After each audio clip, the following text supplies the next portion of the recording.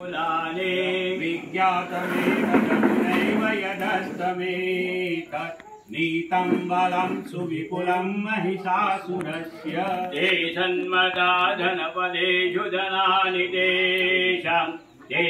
व्ययाति न सीदति धर्मवर्ग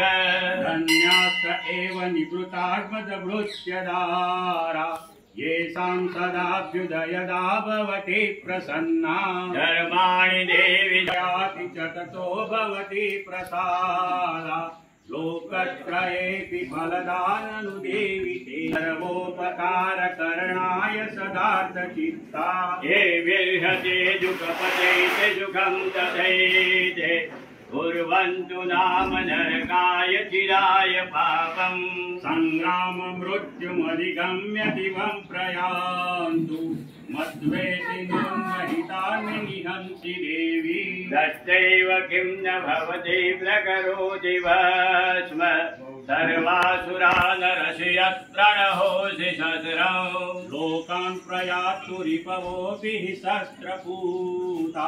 इत्यं मतिर्भवति ते स्विहितेषु